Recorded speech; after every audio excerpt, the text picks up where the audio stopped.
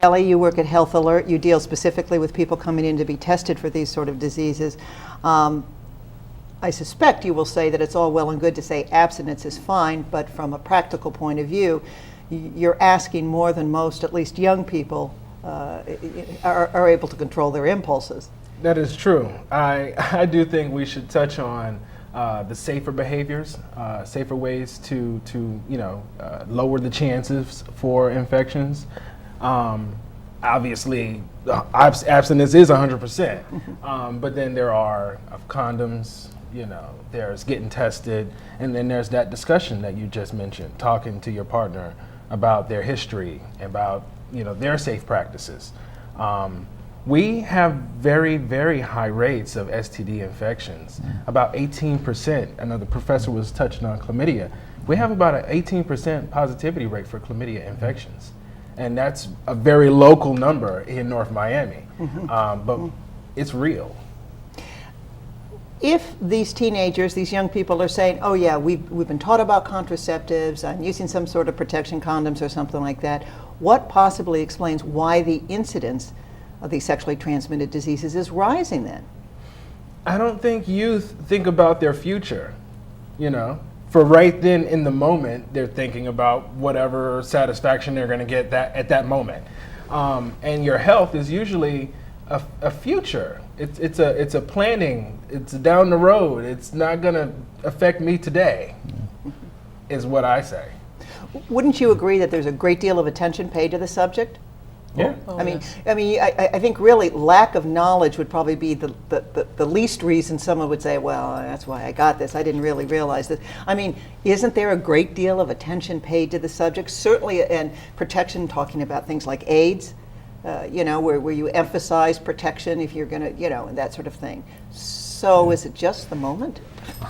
You deal with college students. Yeah, well, no, I think that college students are pretty well educated today in regards to understanding the nature of sexually transmitted diseases, and but I think on the other hand, like John says, is that the what happens at the moment is what's really going to be gratifying, and of course, we would like to think that abstinence is the ultimate in decision making to prevent yourself from contracting a STD. It may not be very realistic, it isn't realistic to think that everybody is going to attain to reaching the abstinence criteria. So what goes along with that to improve our whole health picture of controlling STDs is more education. I think sometimes not so much college students, but teenagers, I'm not sure about the parental discussions that are going on and how much they really do know about the so-called safe sex. And I think a lot of it is that you look in the schools and you say, yes, we have sex education programs, who may be teaching them, what the knowledge that the students might be gaining from them, and the realistic expectations for the students. I'm not so sure that it's as well understood as what we say it is in the media. So I think there's work to be done in education. Michelle touched on that. We were saying that the conversations should start early. Right, Yeah, this conversation exactly, needs to start early, and I think what's happening is when you think about even the college level, you're thinking about a place where young people go, young adults go to receive a higher level of education. However, they're still not connecting that, right, they're still not connecting that with their personal decisions. So yeah, I can go to Barry University and I can study to become a doctor, but if my personal lifestyle is not matching up, if my character is not lining up with where I want to become, then that's a problem. And I think there's a disconnect there. When we talk to young people, yes, we're giving them contraceptives and things like that, but there's a disconnect between who you want to become and the person and professionally who you want to become as well. Because yes, you can attain a degree, you can go on to high level of education, but if your character is not developed to become the person you need to be so that you can sustain where you are, then that becomes a problem. And that's why we end up with young people who are still sexually active, teen pregnancy, and even the statistics are high for unwed mothers who are even older than age 21. Do you think then this sort of passing out of condoms, which many people, I know on the beaches in Florida and things, they do stuff like that, do you think that's sending the wrong message? Their intentions are good, they're trying to prevent pregnancies, they're trying to prevent this sort of thing, but do you think that's sending the wrong message then? I would just say, it's funny that you say that, because actually when I was a student at University of Miami, I actually did that. I was on a Get on the Bus program, and it wasn't until I actually learned about abstinence and really applied it even to my own personal life that I began to see, wow, if I give young people a choice to think about the decisions that they're making before they end up in those heated situations, if they're focusing on their future and not so much their feelings, then we have a chance. Then we have a chance to turn young people around. So. Do you have people come into your clinic, John, who say, you know, I've really tried to do the right thing, but I'm real worried about where I am now, or I just, you know, I wanted to be abstinent and I couldn't do it, and now I'm real worried? I mean, are they coming in voluntarily because they are concerned and they know enough to, I know I need to be tested, or are they coming in because someone's told them they need to come in?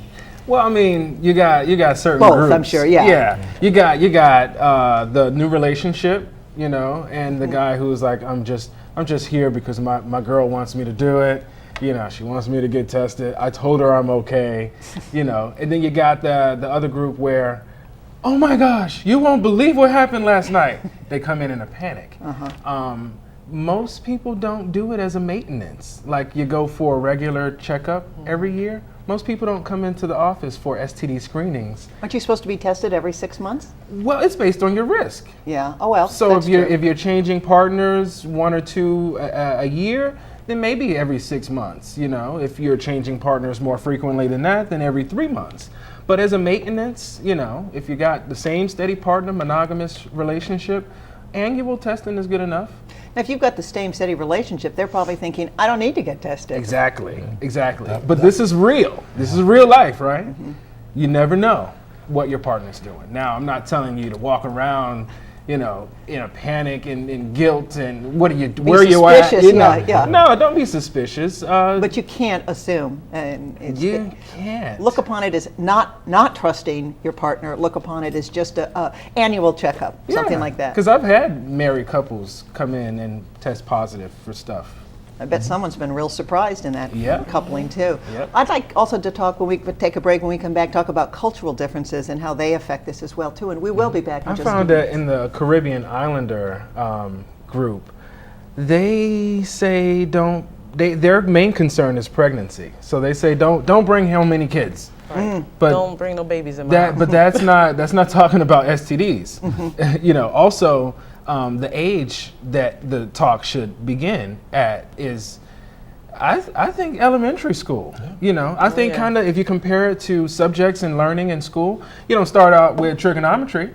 You start out with 1 + 1. So we have to find a way to you know, communicate this conversation on that level, and then gradually increase as the child's maturity, you know, progresses. Well, the schools are also taking over this role. Do you think they're doing a good job? Well, that's why they call us. That's why they call me too. Yeah, they're not. It's not enough. Is it lack of funding? Is it just a lack of carry through? Did the people teaching in the schools maybe not know how to present the subject? All of the above, none of the above? I think probably that the people that teach it know how to present it, but the problem is that there's no follow-up. And it's like learning to read, learning your math in school, first grade. If that child goes home and there's no positive reinforcement at home, like say, hey, Exactly. I always tell my students, or I ask my children, what did you do in school today? And just tell me one thing that you did, you know? And if parents don't do that and follow along, like I don't care whether it's reading, it's math, it's science, it's learning about sexually transmitted diseases, you need a follow-up at home. And I think a lot of children don't get that. Nobody ever asks them, what did you do in math today? You know, and I learned how to add 1 + 3, what is it for, you know, and you give them a little quiz or something. It's a follow-up, it's a relationship between the schools. I think the schools have been thought to be responsible for a lot of things that go on that really need to be followed up at home. And we don't get, and that's where you talk about the disconnect. And I see it too, you The know? parents, a lot of times, have to consent to the child participating in this type of group, this education. And if this parent is not talking to them at home, they don't want them to learn about this at school either. So That's then, true. They can say, no, I don't want my child listening to this Exactly. Yeah. Right. discussion as well, Yeah. too. And it also occurs to me as we were talking, too, that in the schools, they're probably, again, lecturing. They're probably saying, here's what you need to know. I doubt in a class that there's a to and fro where you can ask questions, and it's usually classes are mixed Yeah, with both yeah, genders in right. there, and there's self-consciousness and embarrassment. So And the teacher may not know really how to deal with so many of the questions that come up and so many of the things that the young people are not- going the through and classroom's dealing not with. a focus group Exactly. like you guys work exactly. out, Yeah. you know? Exactly. So- and I think that was an interesting point, that maybe the concentration is on don't be pregnant.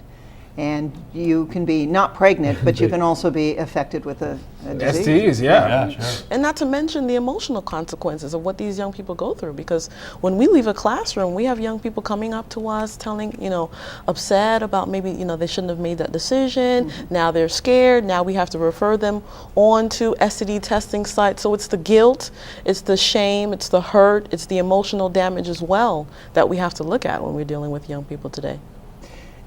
Dr. Ellis, is there a cure for any of these diseases? I mean, can they be treated? Is it an inconvenience?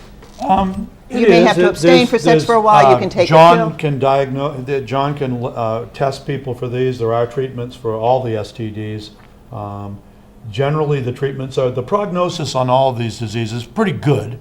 I mean, people generally don't die. Syphilis, of course, in its tertiary stages, will produce a lethal, fatal condition.